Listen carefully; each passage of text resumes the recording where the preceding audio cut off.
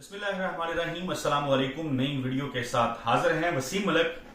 Supreme court को ज़ाहिर है कवर करते हैं, माजी में भी आप इनकी वीडियोस देख चुके हैं मेरे साथ। मामला इंतखाबात हैं पंजाब और खैबर पख्तूनख्वा के। सुप्रीम कोर्ट ने अज खुद नोटिस लिया इस सारे मामले का, जिसके बाद जो है नून लीग की अदलिया के मुखालिफ जो मुहिम है उसमें बहुत ज्यादा तेजी आ गई है। हर तरफ से घेरा डाल के आला अदलिया के ऊपर जो है वो हमले किए जा रहे हैं।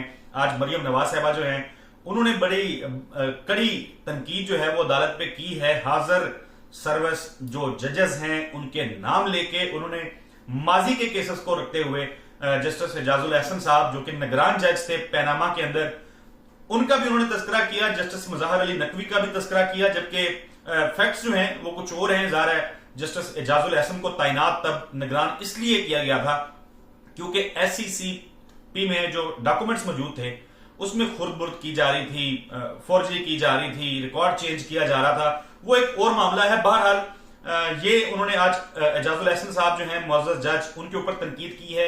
जस्टिस मुज़ाहिर अली नकवी की ऑडियो कॉल जो लीक है परवेज इलाही साहब के साथ, उसके ऊपर उन्होंने तनकीद की है। बड़ी जो उनकी तनकीद है वो बेंच फिक्सिंग के हवाले से है। चीफ जस्टिस ऑफ पाकिस्तान जो हैं उनके ऊपर तनकीद है। ये सारा मामला शुरू होता है जब आज खुद नोटिस लिया जाता है 2 रुकनी बेंच की सिफारिश जो की गई थी। इन्हीं 2 जजेस जिनके ऊपर आज तनकीद की, ये उस बेंच का हिस्सा थे। वसीम मलिक, क्या 90 दिन में जो इंतखाबात हैं, ज़ाहिर है नून लीग हर तरफ से वाज़ेह है। कल हमारे साथ लाहौर से सहाफ़ी हैं, वो मौजूद थे। उन्होंने बात की कि अगर इलेक्शन हो जाते हैं तो 29 में से 25 सीटें जो लाहौर की MPS की हैं वो PTI जीत जाएगी। तो क्या इलेक्शन से राह फरार अख्तियार करने का एक वो रीजन है कि ये तनकीद शुरू हो गई है?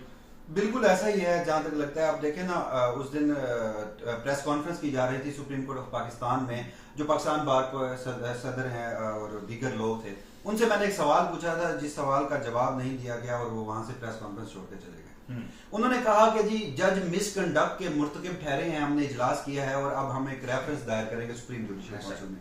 बुनियादी सा सवाल था कि सुप्रीम कोर्ट ऑफ पाकिस्तान के अपने फैसले हैं जिसमें लिखा गया है, काजी फायज ईसा का फैसला है, मशहूर जमाना बेनजीर का एक केस था, उसके अलावा दीगर केसेस हैं जिसमें लिखा गया है कि वो एविडेंस काबिल तरदीद सबूत नहीं होगा और उसके ऊपर कोई फोरेंसिक भी नहीं किया जाएगा जो इल्लीगल तरीके से हासिल किए गए होंगे। तो इसके ऊपर आपने अपने उस बयान में, अपने इजलास में, उस प्रेस कॉन्फ्रेंस में मजम्मत क्यों नहीं की? और दूसरा, मुबैना वीडियो आती है, बिलाशुबा आप जज के साथ मिसकंडक्ट के ऊपर रेफरेंस दायर करें, मगर आपने इस चीज के ऊपर भी कंडेमनेशन नहीं की। आपका एक लफ्ज जारी नहीं हुआ कि क्या जो आर्टिकल 14 की वायलेशन है वीडियो टेपिंग करना, उसके ऊपर आप ऑडियो टेपिंग करना। और तीसरा ये कि जिस रोज इंतखाबात का बात की जाती है, शाम में ये ऑडियो रिलीज की जाती है, तो उसके ऊपर ये मुनाफकत क्यों है? तो मुनाफकत बिलाशुबा अश्कार है। उसमें जो 13 जमाती इत्तेहाद है वो भी शामिल है, आपका पूरा निजाम भी शामिल है। और उससे बढ़कर ये फिर जो मैं नहीं कहता हूँ, ये टाउट बार्स हैं हमारी बदकिस्मती से। आज साबिक सदर हैं इस्लामाबाद हाई कोर्ट बार के आरफ चौधरी साहब, वो हमारे साथ प्रोग्राम में थे। उन्होंने भी ये बात की है कि ये बड़ी जबरदस्त वारदात डाली है कि बार्स को तकसीम करके लोगों को, कि इस्लामाबाद हाई कोर्ट बार के जो वाइस प्रेसिडेंट हैं वो और पाकिस्तान बार काउंसिल जो है वो इनकी जुबान जो है वो बोल रही है और अदालत पे दबाव बढ़ा रही है। बिल्कुल ऐसा ही है। तो खैर उस सवाल का जवाब तो नहीं मिला। अब आगे चलते हैं जिस पर आप बात नहीं कर रहे हो, बहुत सारे लोग बात नहीं कर रहे। 5 का टोला बड़ा मशहूर था। आज उस 5 के टोले में मरियम नवाज ने एक बहुत बड़ी मुनाफकत की। अपने बड़े अंकल जो हैं उनका नाम नहीं लिया, बिल्कुल नाम नहीं लिया। और उसके साथ साथ अब यूं कह लीजिए कि उनकी खिदमात का जो एक सिला था, जो रजीम चेंज की सूरत में, अदम एतमाद की सूरत में उन्हें NRO दे दिया गया है। और उसमें ऐड कर लिया गया है एक मुज़ाहिर नकवी को, जिन्होंने इलेक्शन के ऊपर बात की। तो बदकिस्मती यही है कि अगर इमरान खान एक जुडिशियल मजिस्ट्रेट के खिलाफ F9 पार्क में खड़े होकर शहबाज गिल का मुकदमा कस्टोडियल टार्चर के ऊपर, जिसके ऊपर किसी सूरत भी गैर इंसानी सलूक नहीं रखा जा सकता, कानून आयन इसकी बातें करने वाले लोग भी उसके हक में बातें कर रहे थे। और इमरान ने कहा था कानूनी कार्रवाई करूंगा। उस कानूनी कार्रवाई पे आपने दहशतगर्दी का मुकदमा भी उस कानूनी कार्रवाई में आपने माफी भी मंगवाई, उस कानूनी कार्रवाई में आपने इस्लामाबाद हाई कोर्ट में तौहीन अदालत का पर्चा भी दायर करवाया। अब मसला ये है कि आज सरगोदा में खड़े होकर दो मुअज़्ज़ज़ जज साहिबान के ऊपर बात करना तो बदकिस्मती है। यहाँ पर कोई सोमोटो नोटिस नहीं होगा, यहाँ पर कोई तौहीन अदालत नहीं होगी। वजह उसकी मैं आपको बता देता हूँ। इस वक्त जो हम ख्याल जजेस हैं, बदकिस्मती है सुप्रीम कोर्ट ऑफ पाकिस्तान भी इस हवाले से तकसीम का शिकार है। हम ख्याल जजेस हैं जो जस्टिस काजी फायज ईसा ग्रुप के, आज इस सो मोटो नोटिस में उन्होंने जो एक प्रेशर क्रिएट किया है चीफ जस्टिस उमर अता बंदियाल के ऊपर, तो उसके ऊपर अब बज़ाहिर हो सकता है मैं गलत हूं और अल्लाह करे ऐसा ना हो, सुप्रीम कोर्ट ऑफ पाकिस्तान अब मुमकिन तौर पर मुझे ये लग रहा है कि मामला अज़गुद नोटिस का इंतखाबात की जानिब जा रहा था, तो अब शायद इस जो 90 रोज के अंदर इंतखाबात ना कराने की एक कानूनी तरवार लटक रही थी, उससे राह फरार अख्तियार करने के लिए मुमकिन फैसला ये भी आ सकता है कि असम्बलियों की तहलील ही गैर आईनी थी, असम्बलियां वापस बहाल कर दी जाए। अच्छा, ये इस किस्म के जो फैसले आते हैं, मेरा जाती ये राय है, आज आरफ चौधरी साहब ने भी इस हवाले से बात की है कि जब भी इस तरह का दरमियानी रास्ता निकाला जाता है, ये ऐसी सूरत हाल में निकलता है जब जो भी बेंच बना हो उसके जजेस जो हैं वो कम से कम यकजुबान हो, क्योंकि इसमें बहुत ज्यादा मैं देख रहा हूं कि जजेस तकसीम भी हैं, मुख्तलिफ किस्म की तकसीम इसमें नजर आती है। खैर वसीम, आज मरियम नवाज ने जो एलिगेशंस लगाए, जिस तरीके से उन्होंने नाम लिए, आप समझते हैं कि सुप्रीम कोर्ट ऑफ पाकिस्तान इन इल्जामात का नोटिस लेगी या अज़गुद नोटिस होगा, या मरियम नवाज के खिलाफ तौहीन अदालत की कार्रवाई शुरू हो जाए? बिल्कुल ऐसा नहीं लगता, क्योंकि बदकिस्मती है अक्सर फैसल वाडा साहब आजकल जब से इमरान खान को उन्होंने छोड़ा है, तो वो एक बात तो बड़ी जबरदस्त करते हैं। वो कहते हैं कि जब आपके खिलाफ निजाम आपके खिलाफ होता है ना, फिर आपके ऊपर एक माइनर सा भी कोई मुकदमा हो तो उसके ऊपर बड़ी शोर मचाया जाता है। तोशा खाना और घड़ी का केस आपके सामने इमरान खान का, और उस सिलसिले में इमरान खान को कहां कहां अदालतों में पेश नहीं होना पड़ा।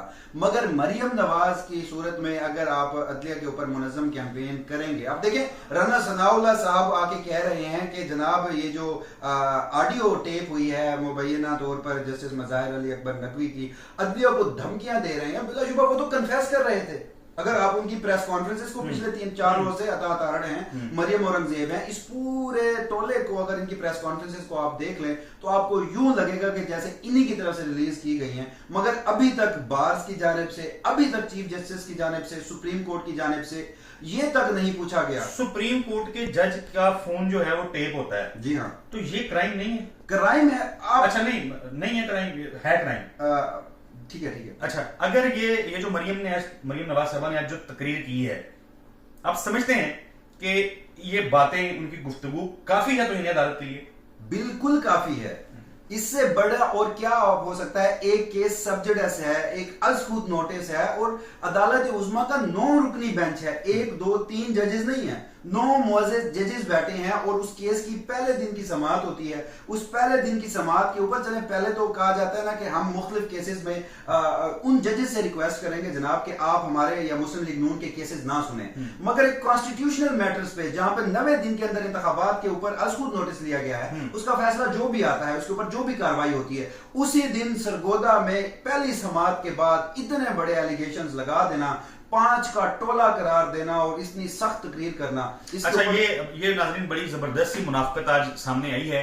गुजरांवाला में जलसा था, नवाज शरीफ साहब ने कहा था बाजवा साहब आपको जवाब देना होगा, आप हैं सबके पीछे, आपने हमें इक़्तिदार से पीछे निकाला, आपने जो भी इल्जाम थे वो जनरल बाजवा पे डाले थे। लेकिन आज हैरत अंगेज तौर पे मरियम नवाज साहबा ने अपने अंकल्स का नाम, मुकम्मल अंकल्स जो हैं उनका नाम नहीं लिया, बाजवा साहब को उन्होंने एनआरओ दिया। वसीम ने बड़ी जबरदस्त बात की। मामला 2-3 हैं। ये जो ऑडियो रिकॉर्डिंग्स हैं, कॉल टेप करना है जजेस की या कोई भी शख्स हो, आईन इजाजत देता ही नहीं है, अदालत से इजाजत लेनी पड़ती है इसके लिए, और अदालत इजाजत उस केस में देती है जब किसी दहशतगर्द की ऑडियो जो हैं उसको टेप करना हो। सुप्रीम कोर्ट का ही फैसला है जज अरशद मलिक के हवाले से, और उसमें एक अहम नुक्ता है कि जिस शख्स ने ऑडियो टेप की होगी वो कोई सबूत ऑडियो या वीडियो को लेके आता है वो अदालत के रूबरू पेश होगा। और एक और अहम नुक्ता है, वो नुक्ता ये है कि जो ऑडियो टेप करने वाला शख्स है वो दरखास्त भी खुद देगा कि ये मेरे पास है, और वो सारा बताए।